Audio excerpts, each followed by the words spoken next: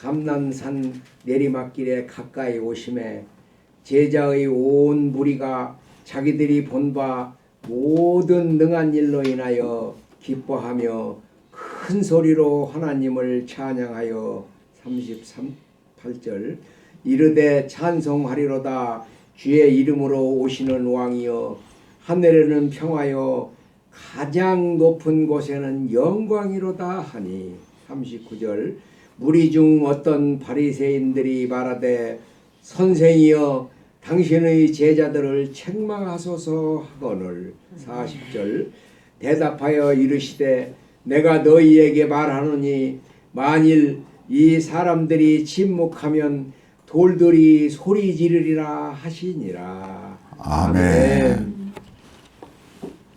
예, 오늘을 종려주일이라 일컫는 것은 예수님이 제자들을 보내가지고 이날에 이 예루살렘에 나귀를 타고 입성을 하십니다. 그때 사람들이 이 누가복음에는 나와 있지 않지만 다른 복음서에는 전부 다 자기 겉옷을 깐다라는 것은 나귀가 지나갈 때 겉옷을 깐다는 것은 존경의 극한적 표시이고요. 그다음에 이 종려나무 가지를 듣는 것은 구원자를 환영하는 그러한 표식입니다. 근데 노래는 주의 이름으로 오시는 왕이여 하늘에는 평화여 가장 높은 곳에는 영광이로다 이렇게 했습니다. 호산나라고 또 찬양도 하면서 그런데 그 율법을 철저히 준수하는 바리새인들이 당신들의 제자를 책망해야 합니다라고 합니다. 왜냐하면은 이렇게 주의 이름으로 오시는 왕이여라는 것은 자기들이 생각하는 그 왕은 전혀 다른 모습이고 영광스러운 모습인데 왜 낙이나 타고 들어오는 이런 제자들도 몇 명 거느리지 않은 이런 초라한 왕이 도대체 어디 있느냐. 그러니까 쓸데없는 짓거리 하지 말고 잠잠하게 하시오 이렇게 말했습니다. 그랬더니 예수님이 말씀하시기를 내가 너에게 말한다. 만일 이 사람들이 침묵하면 돌들이 소리 지르리라 이렇게 했습니다. 자, 근데 이 돌들이 소리 지르리라는 말씀이 참 의미심장합니다. 이제 그 옛날로 한번 돌아가 보겠습니다. 이 예루살렘 그 성전은 동서남북으로 이렇게 문이 있는데 동문으로 이제 예수님이 들어오셨습니다. 그러면 서문은 누가 들어오느냐?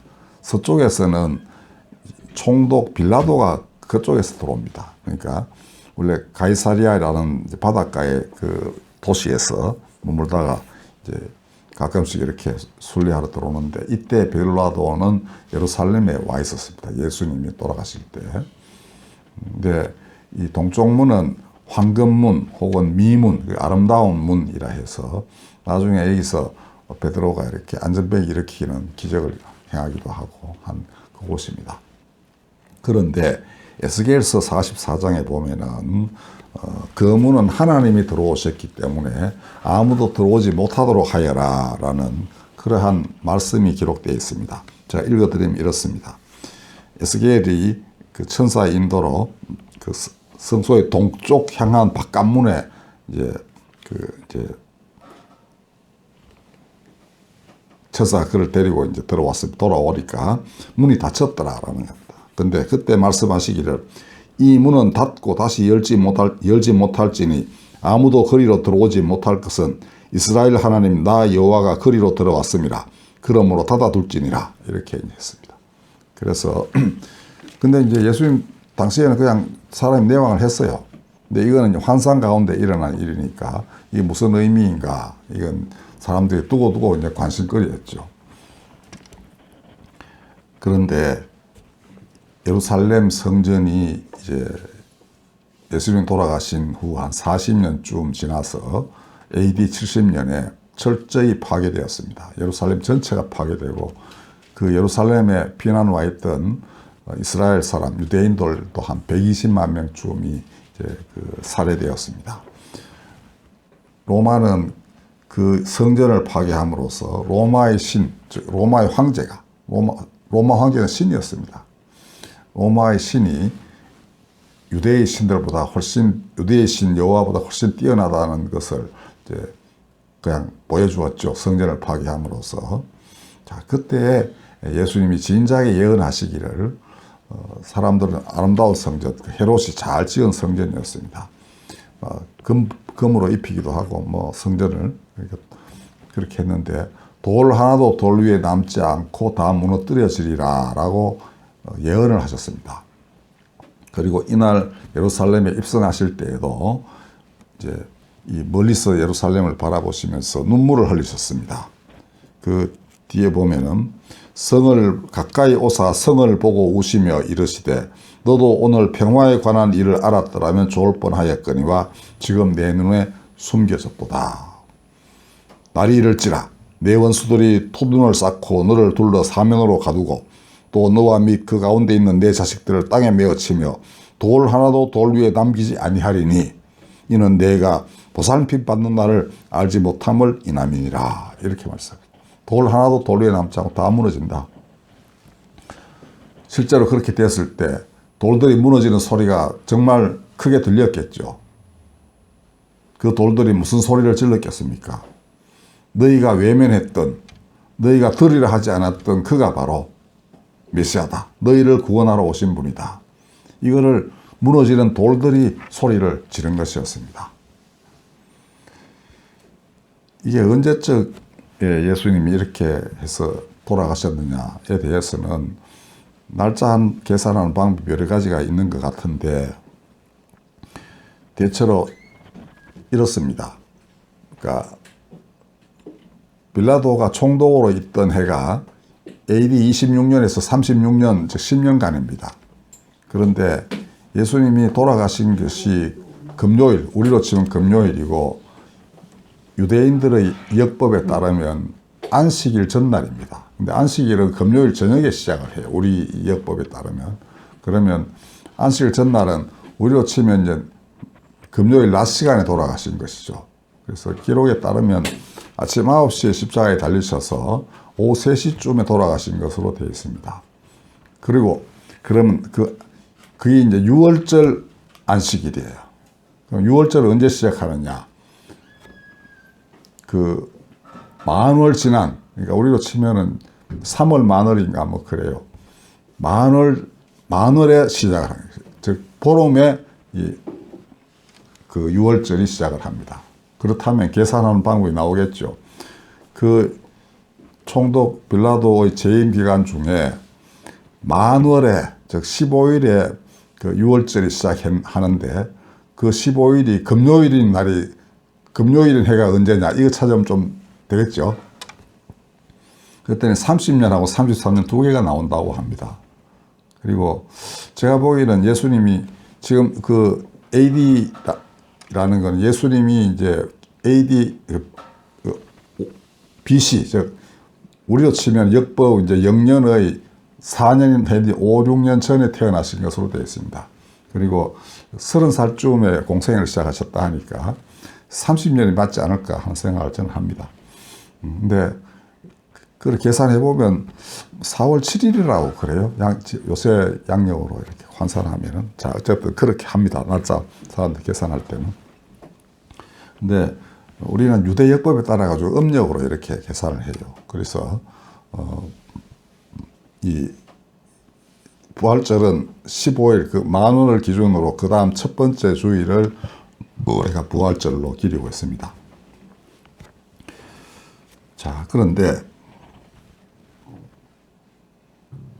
이 예루살렘 성전의 돌들이 무너지는 소리를 메시아가 바로 그분이다라고 외치는 소리로 알아듣는다면 우리는 희망을 가질 수 있습니다. 또다시 돌들이 소리 지를 날이 올 것이기 때문입니다. 아까 말씀드린 그 동문이 이제 하나님 외에는 들어갈 수 없다고 되어 있었는데 예수님 당시에는 사람들이 다 내왕을 했다 그랬죠. 예수님도 그걸로 들어오셨고 아마 그 예수님도 그걸 생각하시고 오히려 그쪽으로 오셨을 가능성도 되게 큽니다. 근데 어느 날 무슬림들이 여기를 이렇게 지배하면서 그 문을 완전히 돌로 이렇게 막아버렸어요. 상당 기간 동안 로마의 지배하에 있었으니까 뭐 유대인들은 얼지도 못했고, 그러던 사이에 누가 막았는지 하여튼 막았다고 되어 있는데 아마 무슬림들이 그렇게 하지 않았나 싶습니다. 자, 그러면 이제 지금도 성전은 그 옛날 유대교 성전은 지금 그 이슬람 사원이 되어 있습니다. 그러니까 관리권이 이제 유대인들에게서부터 무슬림에게 넘어간 것이죠. 자, 그럼 이 문지기도 이제 무슬림들이 할 수 있습니다. 그럼 이게 어떻게 무너질 날이 올 것인가? 유대인들은 바로 그 문을 통하여 메시아가 오신다고 지금도 믿고 있습니다.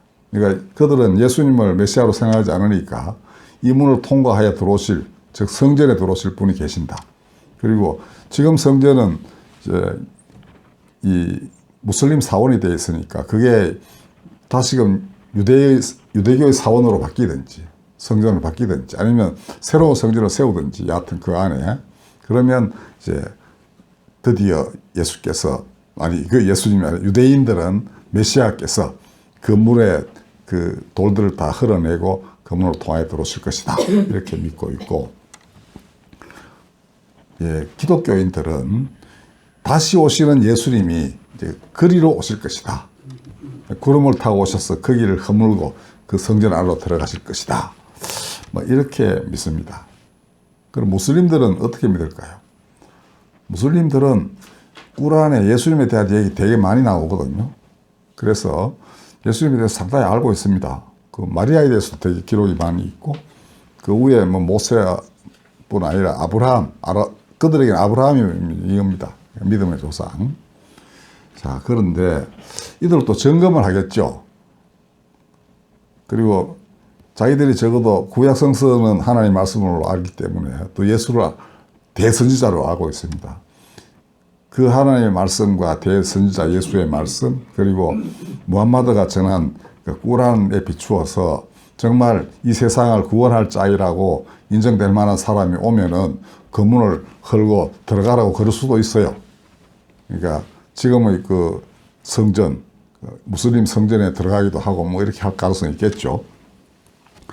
자, 그러면 과연 어떻게 될까? 저는 이렇게 생각합니다. 예수의 말씀이 이제 오늘날 현대어로 다시금 재해석되고 다시금 표현되고 해서 유대인이나 무슬림이나 그리스도인들 사이에 그 말씀으로 인해 가지고 막힌 담이 흘러버려지게 되면은 결국 지금 문지기 역할을 하는 무슬림들이 그 문에 돌들을 흘러버릴 것이다. 저는 그렇게 기대를 합니다.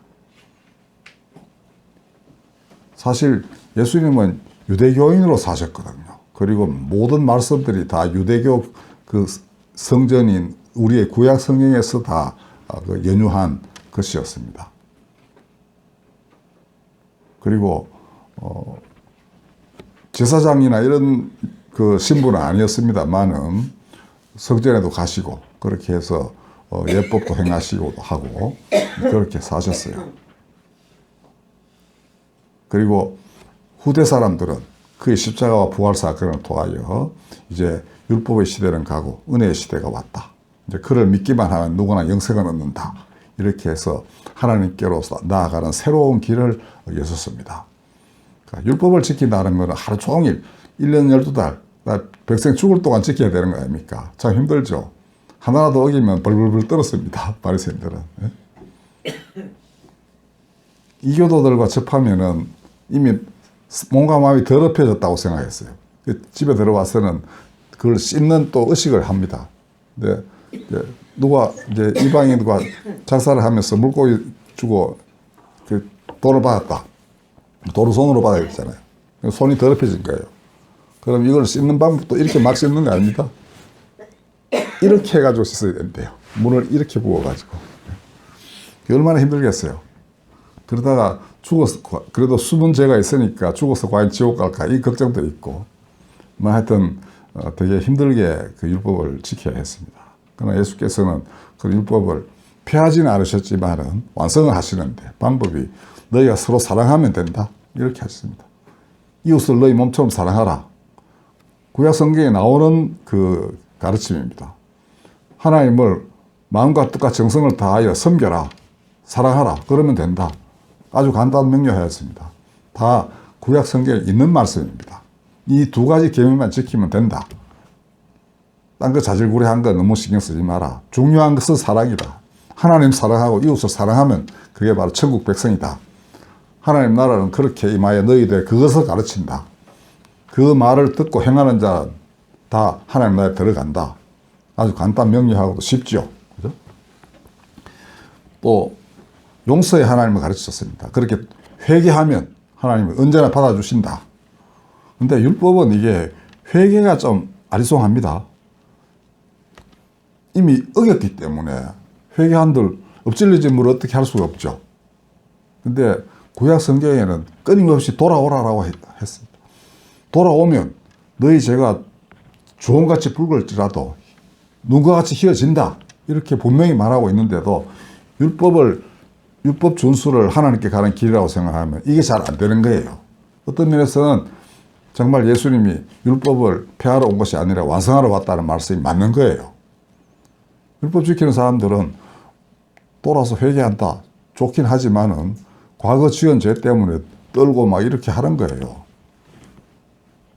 요새 우리 기독교인들도 그렇게 많이 합니다. 그러다 보니까 나가서 무슨 적극적인 일을 하지 못하고 그냥 죄 안 지으려고 벌벌 떨다가 대충대충 살고 그냥 편안하게 되기만을 바라고 막 이렇게 하는 것 같은데 예수님은 과감하게 그런 떨쳐버리고 나가서 너희 십자가를 지고 이 땅에 하나님 나라의 복음을 위하여 헌신하라. 적극적으로 일하라.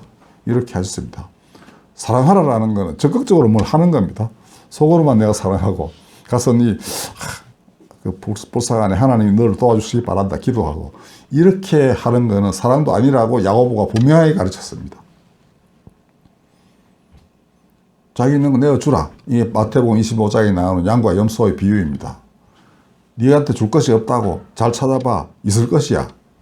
너 집에 물 나오지. 그거 하나 잘 해서 커피 한 잔 대접해. 뭐 이런 거라고 할 수 있습니다. 그 마음 쓰는 건 몸으로 언제나 표현이 되게 마련이죠. 그죠? 그렇게 해야 하나님 나라가 그 가운데 이루어지는 것이다. 라고 했습니다. 자, 아까 이미 말씀드렸습니다. 하나님의 말씀, 곧 만왕의 왕은 어떻게 오시는가? 말씀으로 오시는 겁니다. 계시록에 그 백마를 타고 와서 이 짐승나라를 격파하고 하나님 나라를 세우실 분은 이름이 하나님의 말씀이라고 되어 있습니다. 말씀이 결국은 유대교인들도 기독교인들도 무슬림들도 그 막힌다고 헐게 하실 겁니다. 그 말씀이 뭐기 때문에 무시무시한 어떤 말씀이 아니라 너희는 서로 사랑해야 된다라는 그 말씀 하나로 이들을 평정하시는 겁니다. 어떻게 사랑하는가? 내가 너희를 사랑한 것처럼 하면 된다. 이러고 있습니다. 그는 섬김을 받으러 온 것이 아니라 섬기러 오셨다. 그러니까 떠받들여지는 거 안 좋아하십니다. 예수님은 분명히. 높은 자리에 막 올라가 계십시오. 그 안 좋아하시는 분이 예수님이십니다. 그 목사 막 떠받들어 막 이렇게 하는 거 있잖아요. 그 예수님 별로 안 반기시는 그러한 이들입니다. 본인이 그걸 좋아하시는데 자기 그 기쁜 소식을 전하겠다는 목사들이 막 떠받들어 받고 뭐 성도들의 큰 소리가 탕탕 치고 그러면 예수님 마음에 들겠습니까? 그렇지 않죠. 그리고 진짜 성도들, 즉 십자가를 한번 지고서 이 세상에서 정말 그 순수한 신앙을 지키고 말씀을 놓지 않으려고 노력한 사람들은 그거 못 봐주는 겁니다. 옛날에 그런 일이 있었어요. 제가 한두 번 말씀드린 적이 있는데 그 중국이 공산화되었을 때 심양에 있는 그 서문교회가 하는 교회에 그 제 기억이 잘 안 납니다만 오시성을 가진 이제 할머니 목사님이 계셨어요. 이분들 20대 때부터 그 교회의 지킴이들이었습니다. 수십 명이. 그러다가 다 이제 교회 문 닫고 30년간 시골 가서 뭐 온갖 하면서 살았어요. 그러다가 덩샤오핑이 교회 문을 열어라 했을 때 그 교회 돌아왔습니다. 할머니가 돼가 다 돌아왔어요. 이분은 이제 목사가 돼가지고 담임자가 되시고. 근데 우리나라에 저명한 아주 그 부흥사 한 사람을 초빙해가지고 부흥회를 했는데 나흘 다 못 채우고 이틀인가 사흘 만에 쫓겨났답니다. 왜냐? 부흥사들 말투 있잖아요. 뭐 아무리 늙은 할머니라도 뭐 너 이름 퍽퍽 부르고 뭐 반말하고. 근데 이분들이 다 그 앞에 이제 수십 명 앉아 계셨던가 봐요. 듣다 못해가지고 니는 가라 이래가지고 그냥 쫓아보냈다고 합니다. 자, 왜냐하면 자기들이 그 고난 받으면서 자기들 가운데 함께 하신 임마누엘의 예수님은 이런 사람이 아니다 이거죠. 오늘날 교회 이거 잘 아셔야 됩니다. 자, 그러면 이렇게 낮추어서 오시는 분을 누가 안 반기겠습니까? 아무리 그 집이 토굴같이 조그만하고 초라해도 그분은 몸을 굽혀가지고 들어오시는 분이라는 겁니다.